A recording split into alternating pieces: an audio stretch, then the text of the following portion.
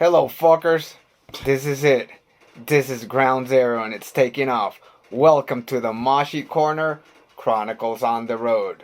So let's get this shit started. Let's have some tea.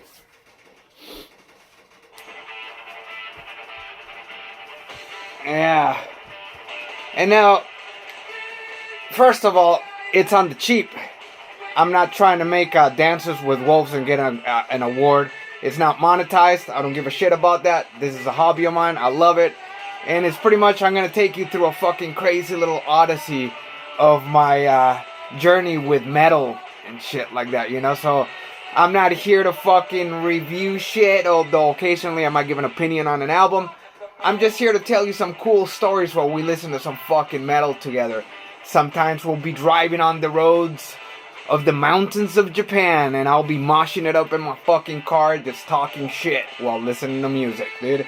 I'll introduce you to some albums, and maybe you know them, maybe you don't. And if you got stories, fucking put them on the fucking comments and shit.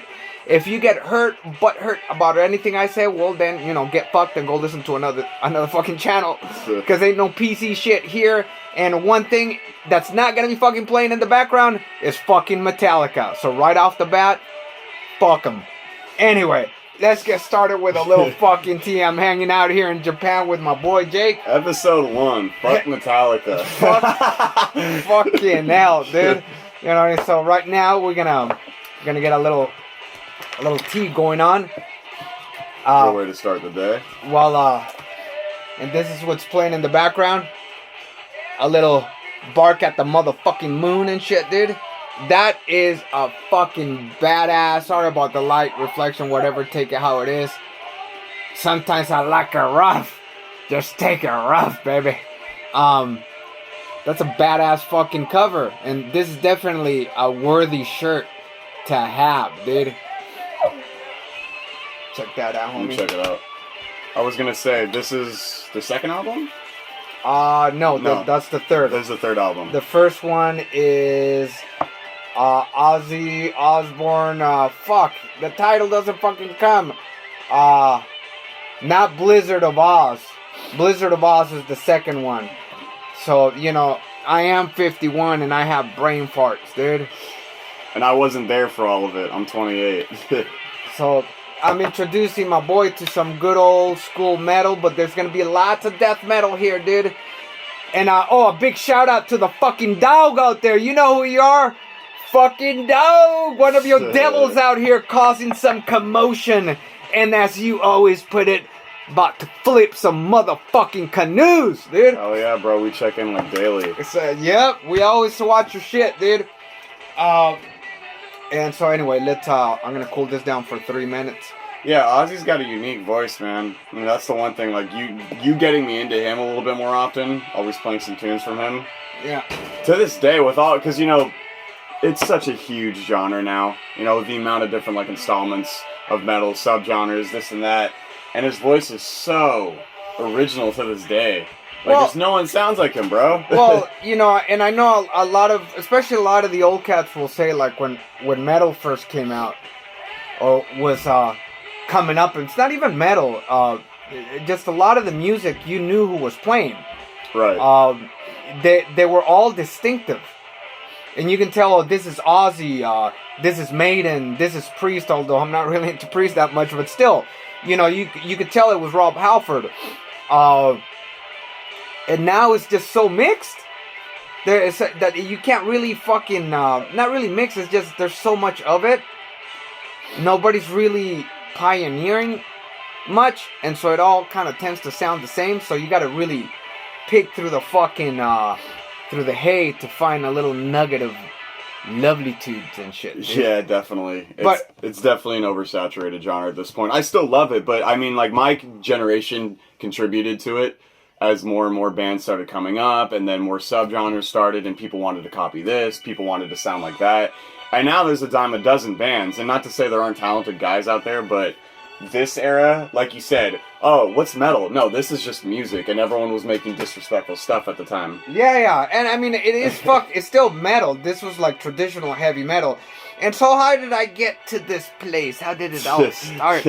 Well, I'll tell you, like, back in the days when this shit was coming out, I was about maybe 11 years old or something. But even before that, like I was out in California listening to music in general, the radio.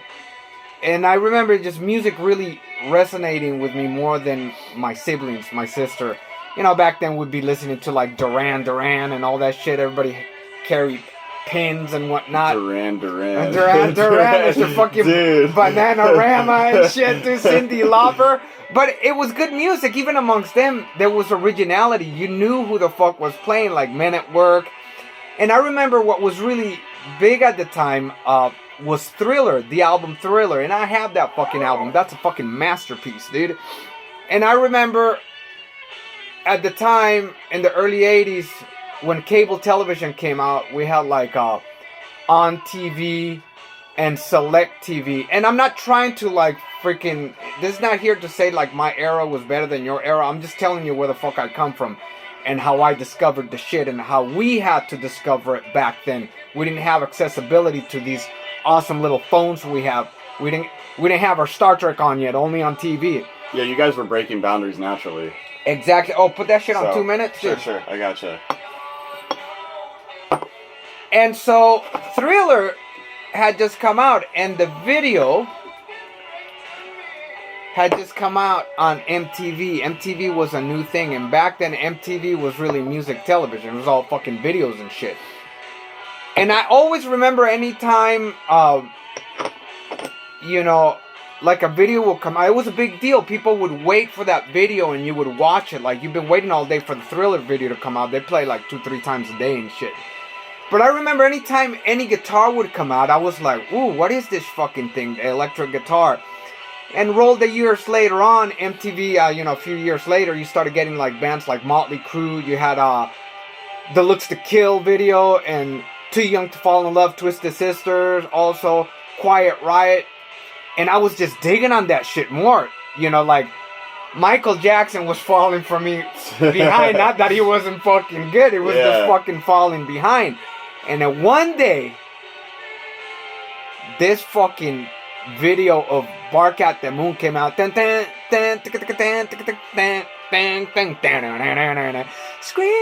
turn to silence. And I was like, oh, fucking hell, screams turn to silence, dude. And this motherfucker comes out in a fucking wolf suit, you know, looking like freaking American Werewolf in London and shit, or The Howling. And for me, that just fucking did it, dude. And I just wanted more. And what's not yet? It's gonna beep. Let me check. Yeah, it'll beep. Okay. 20 seconds. Sweet. Hold on to your panties, girls.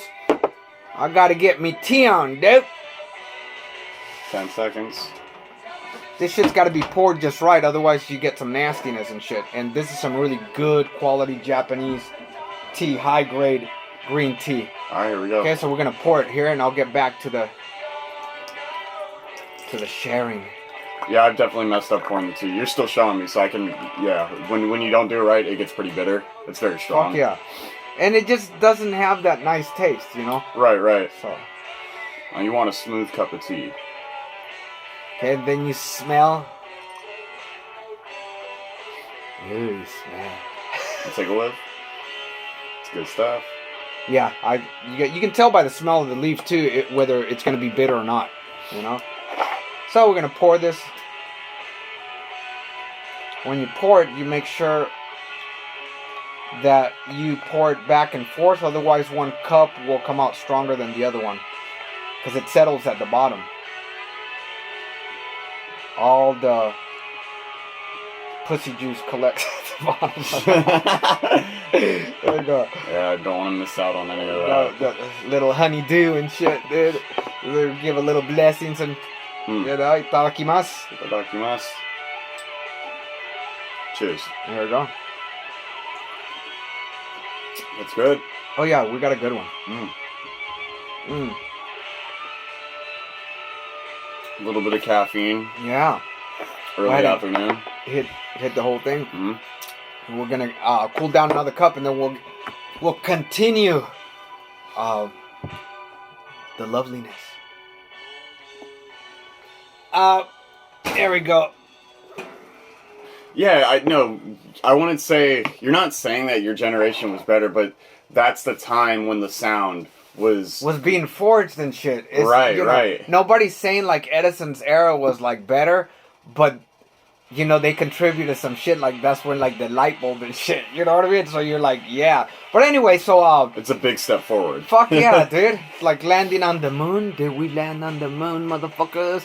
I don't give a shit. I don't care. Whatever. You know what I mean? Fuck, I got shit to do on this fucking Too Fast planet. for Love, bro. Hell yeah, He turned me on to that album, the first Motley Crue album, and Too Fast for Love. Oh my god, the production on that is disrespectful. After Shout at the Devil, maybe you can get away with a little bit of Theater of Pain, but after that, it just turned into a fucking fag fest, dude.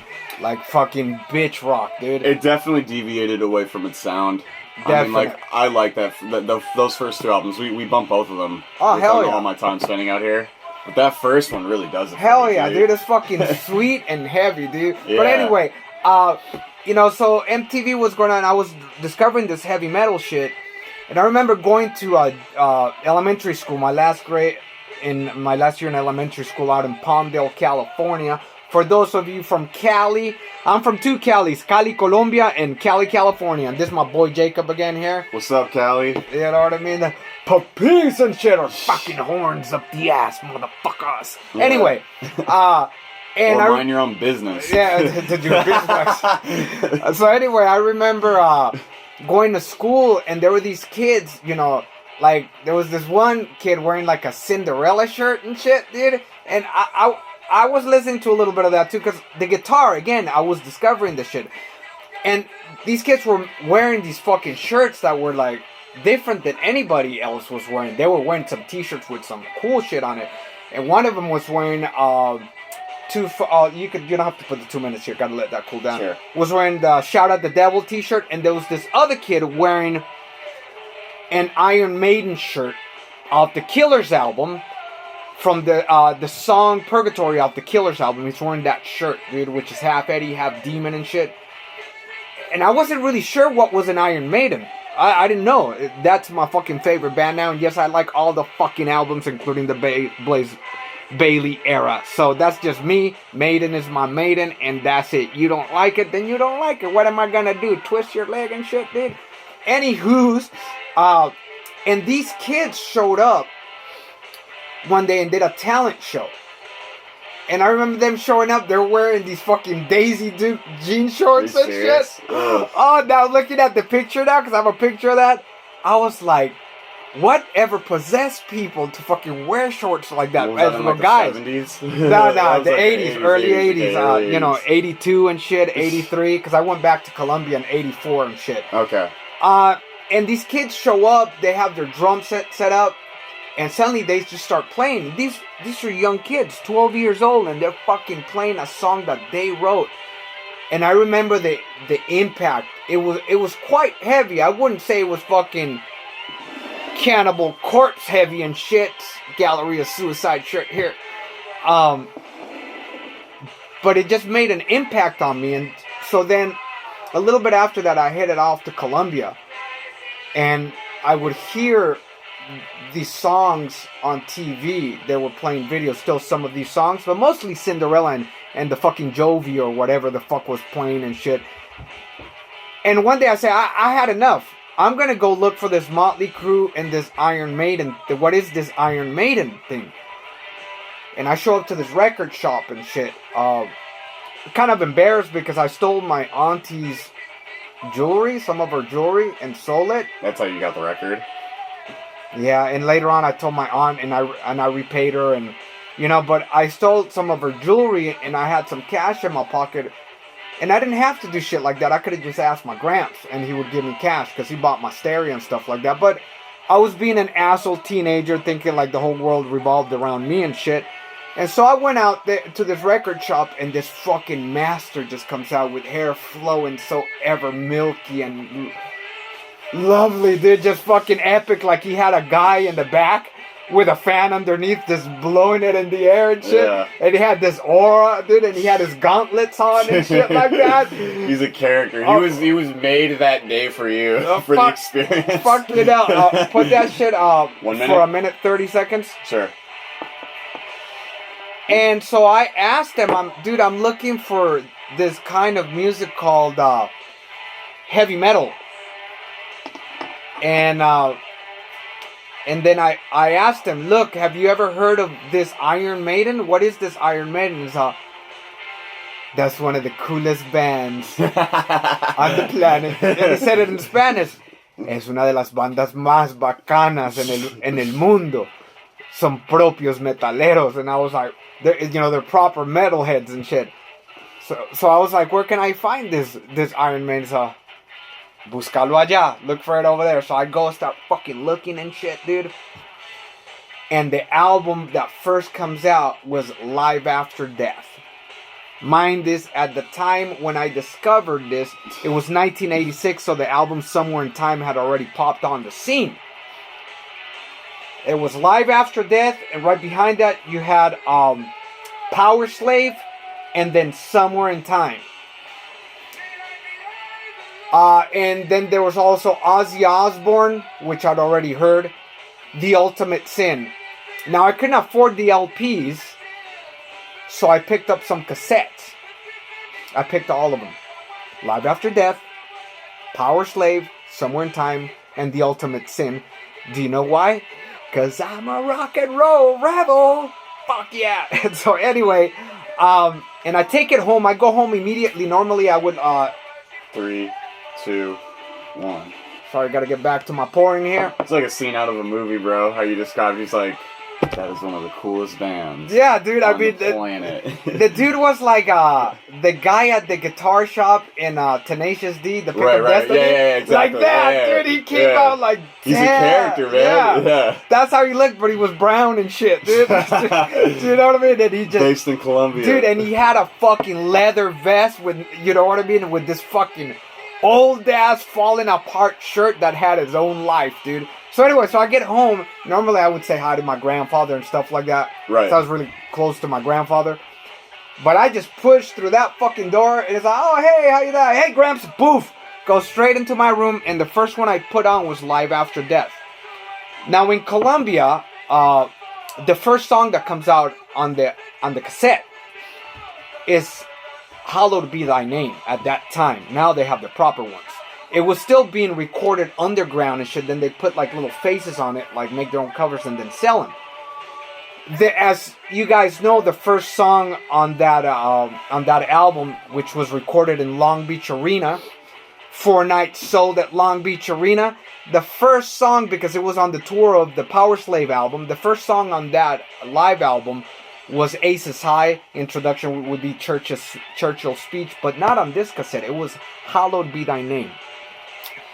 And the song comes on, doom, doom, doom, doo, doo, doom. It was so fucking foreboding and shit, dude. Yeah. And, you know, Bruce Dickinson, I'm awaiting in my cold cell, when the bell begins to chime and they fucking have Nico McBrain fucking hitting that fucking bell sound and shit. Sweet and then it just entry, fucking man. takes Yeah. off. When the priest comes to read me the last right, as soon as the main fucking riff takes off and the voice comes in, I was immediately sold. And at that moment, I truly sold my soul to the fucking devil for rock and roll, dude. Because it's been since 1986 when I really, really got into metal. Before that, I could say 1983, I was listening to songs, but 1986, it's already 2024? Yep. Fucking Yeah, 2024 right now. And I've seen Maiden many times or whatnot, but I remember after that, it was just a fucking fall deep into the fucking abyss, dude. And I've never been able to climb the fuck out, dude. That rabbit hole keeps going, huh? Fucking hell, dude. Here we go. He passed the journey on to me, too, because when I was little, I used to bump Maiden all the time. And so, it definitely influenced me. Yeah, this fool used to fucking... Yeah, I used to go, when the Virtual Cheers. 11 album came out, Bruce wasn't in the album, and it was like...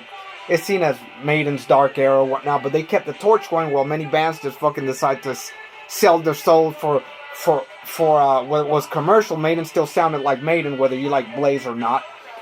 And I remember I used to fucking play that shit, or bump it, as he would say. And he was just a little kid, you know, and he'd be in his fucking shorts without a shirt and fucking diaper hanging out and shit, and he had a bucket, and I'd give him I was playing drums on that shit. and I'd be playing my bass and shit, and you know. So anyway, man, that's pretty much it, you know. So if you enjoy it, you know, here, have a little bit more. Sure.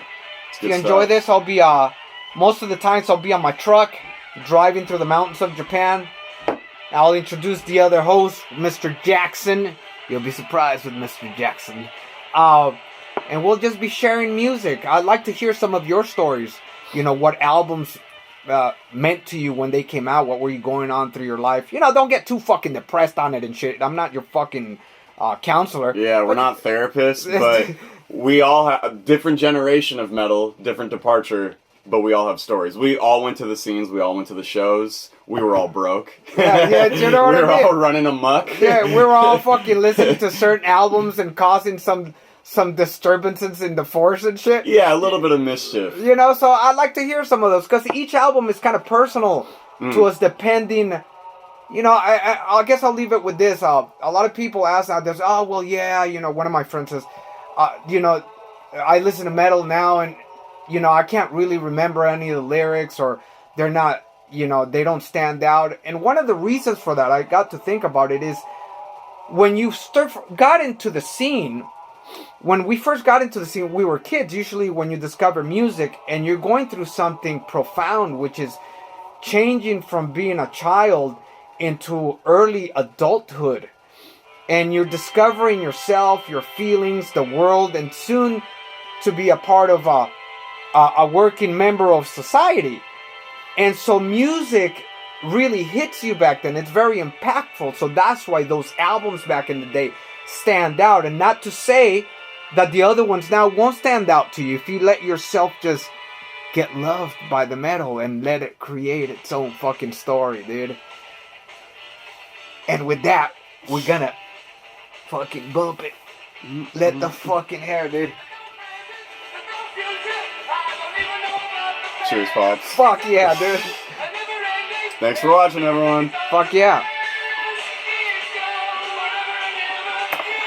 Get your air guitars out there and fucking bang that head. And if you feel so inclined, get your chair and throw it out the motherfucking window.